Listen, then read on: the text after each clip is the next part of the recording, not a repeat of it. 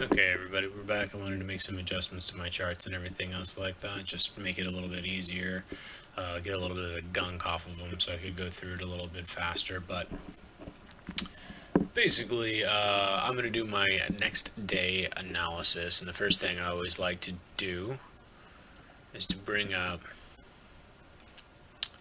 my trading economics impact, bring this over so you guys can see it. Consumer confidence got durable goods and Fed Yellen's testimony tomorrow. So tomorrow, U.S. is going to be looking like wherever most of the risk opportunity is going to be. The forecast looks like it's shite, which is fine, but it is what it is. You know, I mean, you can make money on either direction of the market. Um, Consensus is there, forecast previous, and then we've got Yellen's testimony, which could be interesting. But to be honest, if she was going to say anything of use, she would have said it in her post rate decision forecast. So we're going to do a little bit of planning. That means pretty much everything besides the euro and the United States dollar is going to trade technically tomorrow, which is great, and that means it gives us time to get in and set up things. So, first and foremost, we're going to look at the Australian dollar, Japanese yen. Look for psych levels or anything of importance. This 77 is perfect, so that's an interesting level indeed. So, we're going to check that. And I need to make sure I've got my chat window up so I can see if people are talking to me, because that's actually important. Of course, if I do that. Okay.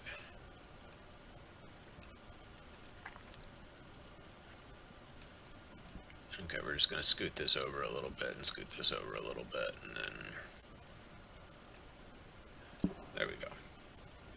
Okay, we're not going to worry about where the daily chart is because I'm not using that right now. Okay, so we've got a delicious little rejection line there, and then we've got full 6, so let's go ahead and get that in there, 76 as well. So I'm going to bring this out to max out the screen a little bit more so we can see.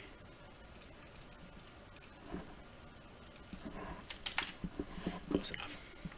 Okay, so these are two psych levels that we're interested in. The goal here with these psych levels is to see, first of all, I'm primarily in this currency, I'm going to be bearish on this currency because I'm a little bit bullish on the Japanese yen. Reason why I'm bullish on the Japanese yen is because of their consistent inability to weaken their currency, even though they've kind of gone full kamikaze at attempts to do so. That being said, this last meeting they didn't do anything really. They said they were going to monitor yield curves, which, as far as I'm concerned, is I don't see how that's going to make any impact whatsoever. But either way, so we're going to be looking for a short on this particular trade. The best area is probably going to be up here, and realistically speaking, it might be ranging for a little bit, so we might just be taking it down to here. So we're going to go ahead and look for something. Go ahead and put an alert in right there, and we are going to turn the expiration off on that just so it can kind of run whenever. We're going to look for it to come up here. We've got a pivot point. We've got a natural kind of resistance area where it pinged off of a few times. And then we've got the actual psychological level. Once it gets down to actual crunch time and we're actually in this area, I'm going to be waiting to see if I find anything that's going to be a little bit more telling as to its direction, or if it's going to continue downwards or not. But realistically speaking, what I want to see is a commitment off that line. You will hear that a lot. I want to see a commitment off the line. Next profile, AUD, NZD. Okay, let's take a look. I have got my buy here because even though I am bearish on the AUD Japanese yen, I'm actually more bullish on AUD NZD. The reason behind that is actually the Commitment of Traders report. If you don't read that, you should. I will release a video on that at some point in time. But basically, the Commitment of Traders report, in both of them, they both lost longs, or net longs, but the New Zealand lost a shitload of net longs. So they are in more of an interesting situation, or it seems that they could potentially weaken more. Also, based on the commodities in the Australia's economic, based on the commodities that Australia is focused on, you know, coal and God, I can't remember off the top of my head. I did an entire report on it, not but yesterday, and now I'm having a brain fart. But basically, the economy is like the nickel, aluminum, iron ore, coal. They're all kind of running into selling resistance whenever it comes down to that, and starting to look like there's going to be a curve to wherever their main commodities might be starting to gain value, and that is very, very interesting, because if that's starting to happen, Australian dollar is such a commodity currency that there's good stuff. Things to watch out for Australia, of course, you're looking for the housing bubble that's kind of forming, and also they cut rates twice aggressively in August in an attempt to get banks to start lending again to investors, because business investment is down because banks are requiring much more upfront investment because of China. Because that is a thing and it's a problem and they're concerned, you definitely, if you see business investment decreasing too significantly, that's going to cause an overarching problem that'll eventually lead to a collapse. But for right now, commodities. So I am a bull on this. As you can see, I actually already had this trade idea in. Reason being, we've got our actual psych level right here, double zeros. It's an old support resistance level that it's bounced off of quite a few times. I want to see it kind of curve back down, come to here and go off. It's possible, seeing how this was moving and it has such good speed, that we might see it just skip right off of this line right here. If that's the case, then, you know, I might miss out on it, but, you know, is what it is. I'm also going to, considering, because whenever I did that, put this trade in, it hadn't moved up above this area, so maybe this might be worth taking if this commits above this line, actually. So let's change my horizontal line properties. We're gonna put that, and then I'm going to put another alert in right above it. We might be hearing that go off in this broadcast, so that should be interesting indeed. So we'll just leave that where it is. Okay, moving along. As you notice, I'm usually doing my trade planning on the 4-hour chart, just because 4-hour chart's delicious. One other thing I want to point out before I skip on any further is this right here. It has been skipping off this red line for a little while on the NZD 1 hour, AUD NZD 1 hour chart. And now it came down to the blue line.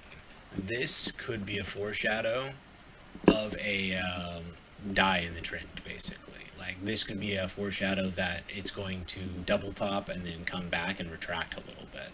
So it might be worth waiting until we get this retractment, because really, I love it whenever the math works out on these, because you got a 53, and then it's about 53 down to this resistance line right here. So you would see it come down back into this area, start to find some support and resistance, and then reject back up. And that's the type of stuff that I really love seeing whenever it's all nice and harmonious. So something to point out.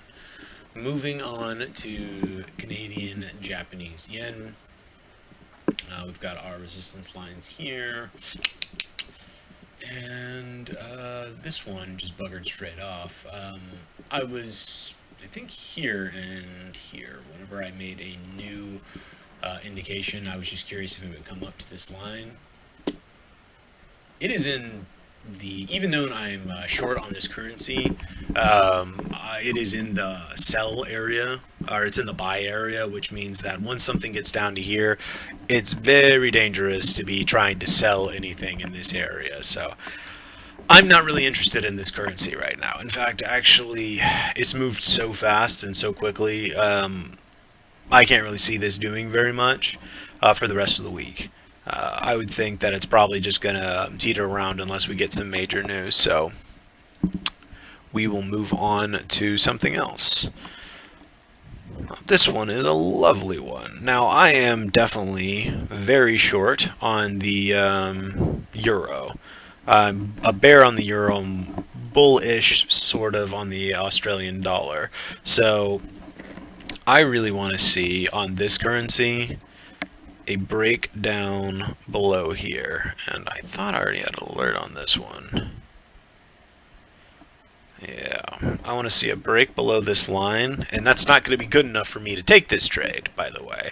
I want to see a break below this line and this monthly pivot point. I want to see it break it, I want to see it come up, and I want to see it find support right here in this area. This is great because old support found resistance and everything else like that. It could be a good trade. It's definitely using the exponential moving average and everything else, but taking a short directly in front of a major psych level as well as the monthly pivot, not going to happen.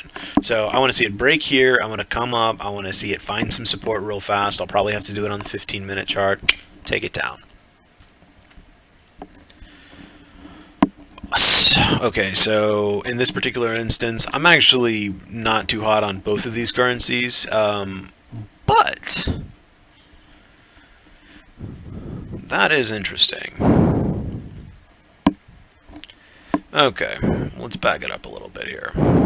We are in the monthly sell zone for this particular currency, and whenever it comes to CFT or the Commitment to Traders report, the euro is definitely going to be something that is in a weak position based on what I was seeing there. I mean, they didn't really do anything. They basically said we're giving up and we're not going to extend QE. We're not going to do anything like that. We're just going to let the world burn, kind of like the Joker.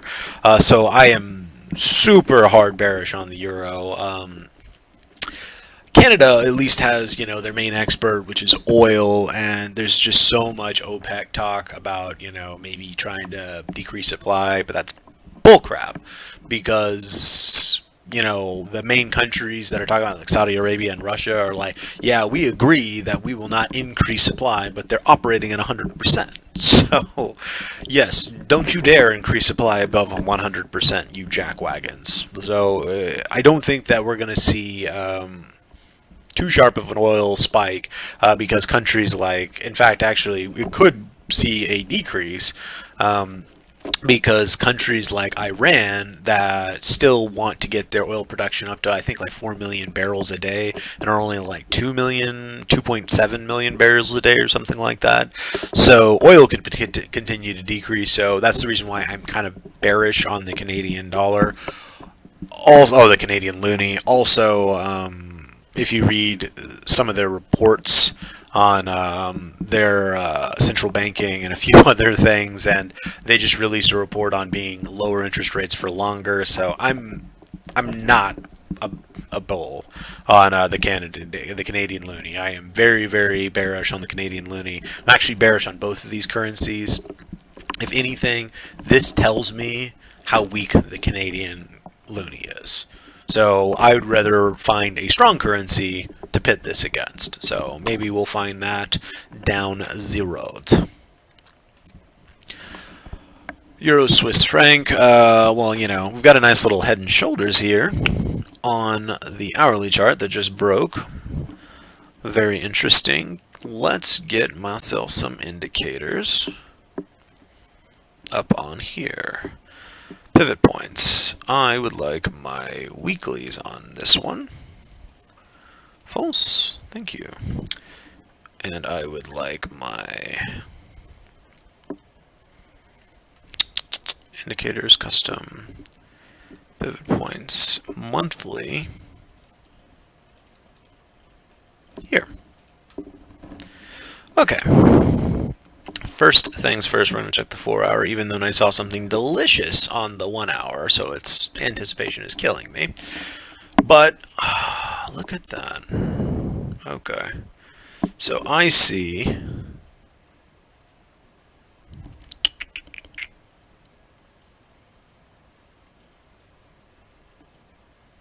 Okay, so we get the 900s right here, which is good.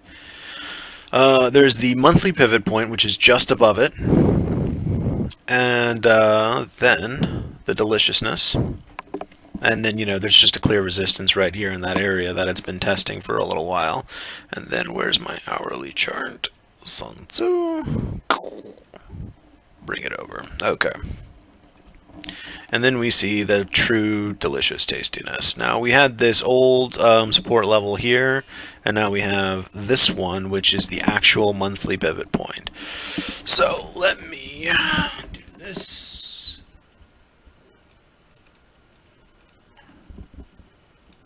Because we want them double zeros. So those are right on top of each other.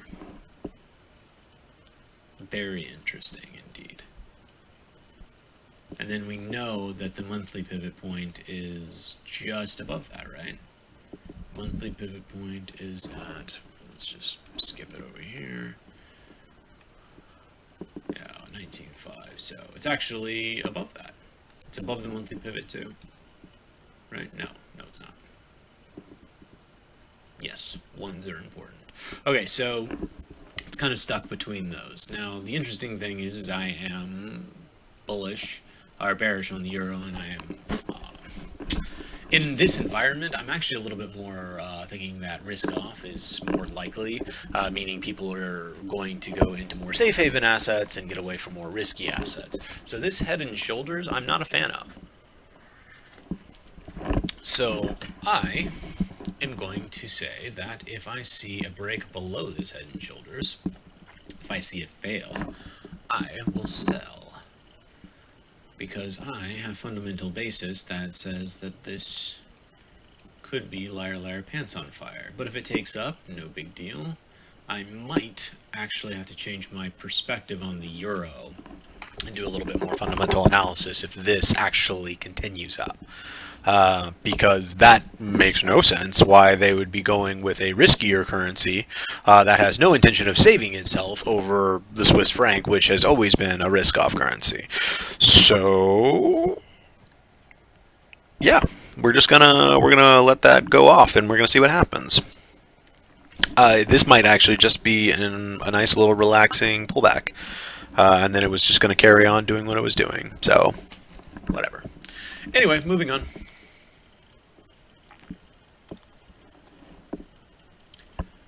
Euro, Great British Pound. Now I am bearish on the Great British Pound, harder than I think any other currency. And that's just because, well, if you look at Commitment to Traders report and you just understand everything that's going on with what they're doing, it's just, yeah, that's just how it is. So, I'm going to go ahead and roll over here. Rejecting off this line right now. Honestly, this isn't a great currency pair for me to trade. I won't trade this, actually. Even if we've got some opportunities coming in, it's getting on the high side, and I don't want to trade against the Great British Pound.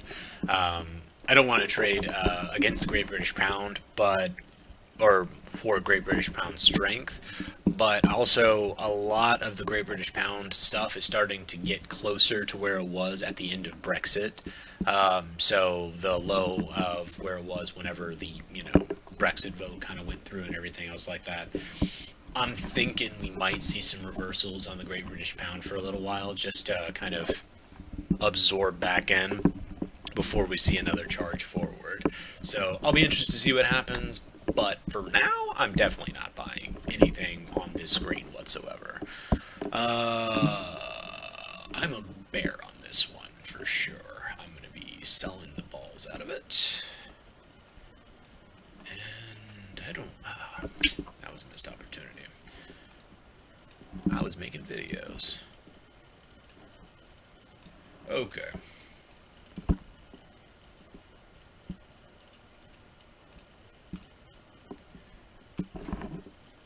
Where's my... Okay. Boom. Okay. So we've got our point right here. Do we have anything corroborating? It's kind of running in right into some heat almost immediately with this support line right here that has actually been tested. Has that support line been tested anywhere else? Oh, hells yeah, it has. So this is not a great place to sell. That's a good cycle level that interests me, but it's not a great place for being a seller right now. What I would just think is just the scrumptious, most scrumptious thing ever is if it came back up to here. So I'm just going to put a nice little alert in. And we are not going to worry about this one. Because, yeah, that's just too far away. I don't think it might come up to there, and if it does come up to there, yay, I'll take that trade. But there's a little bit too much heat, and I would rather see it at the top of this trend channel and then sell it down than try and fight this resistance line with, you know, just a psych level. That's not enough for me to be interested in that. Euro NZD. Okay. Now the overarching condition on this is still down, but it just broke above the 200 EMA. Interesting, interesting. We've got opportunity down here. Do we have double zeros anywhere around it? We do. We do. So let's draw.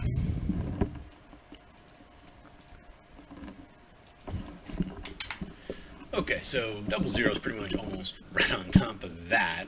So that's useful. Once again, though, I'm getting a lot of bullish stuff for the euro right now, and that's very interesting to me. I don't like it whatsoever.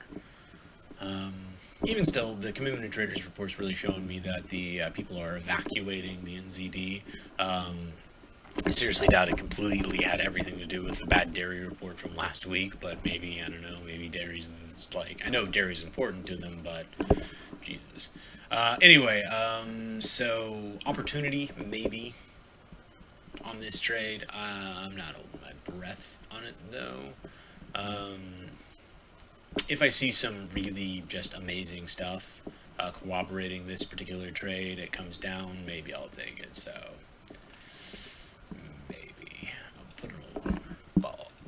I will put an alert in right there, and we will see. Alright, next one, GBP AUD, and these are messy. What is going on here? Oh, I had a Fibonacci on there. It's not that messy, actually.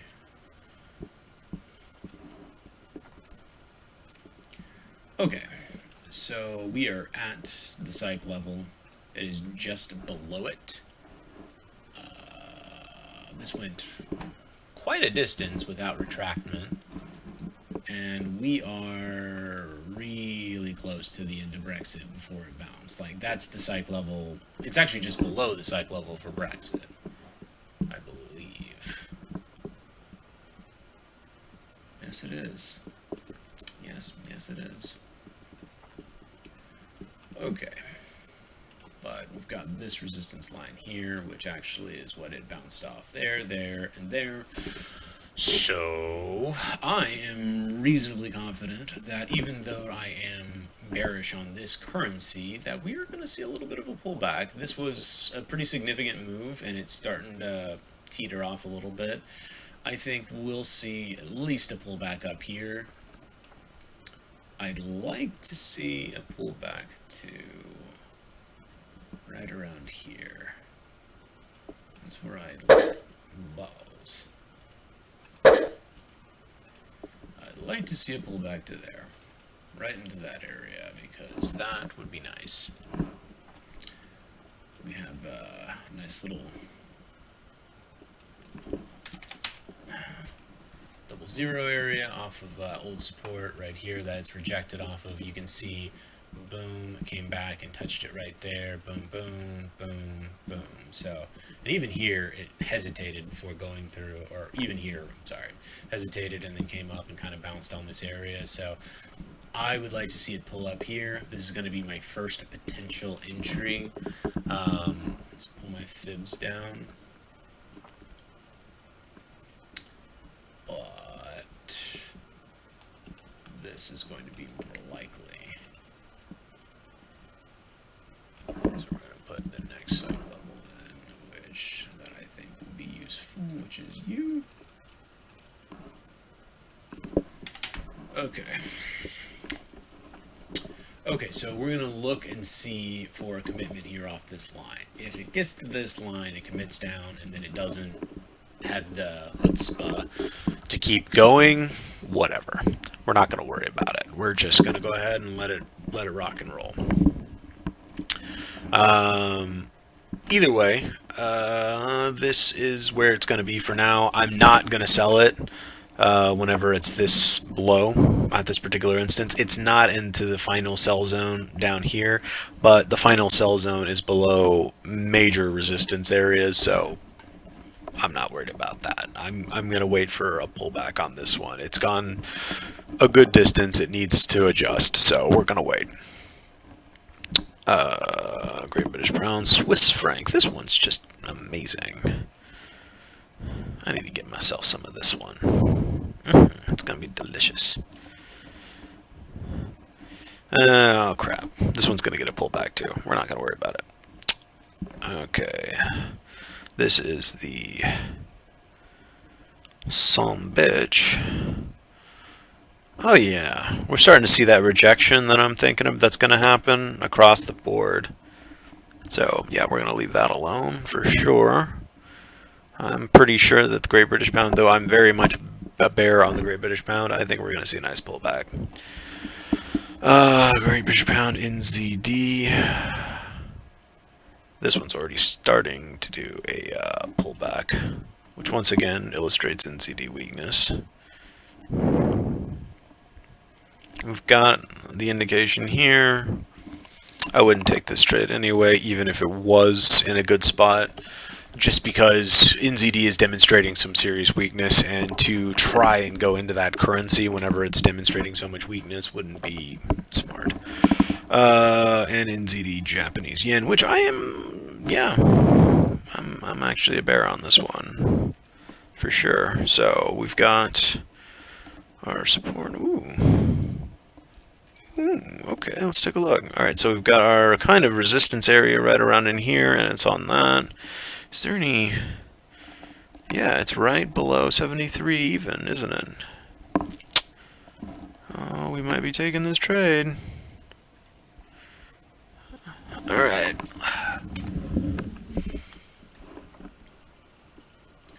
Alright, so we're going to pull up 73.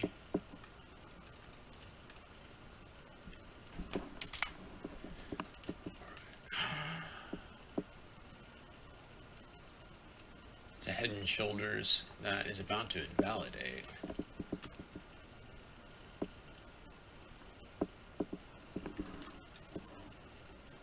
There's a 20 pip risk. What would be my target on this one, though? Oof. Looks like if I jumped in now... I don't know. Let's expand it out a little bit.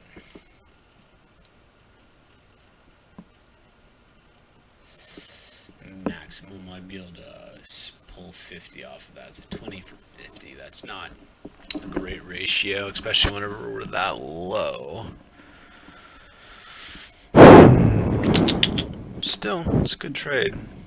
And it's pretty high percentage, seeing how it's got a psych level and it's got that, so I might come back to that in a second. Okay, USD Aussie.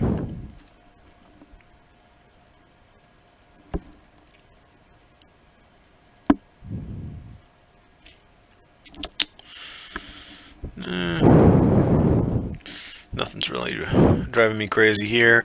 One thing to keep in mind is that I really prefer to trade on a technical day unless I'm pretty confident on the news. And there is news coming out tomorrow for durable goods, which isn't necessarily the end of the world.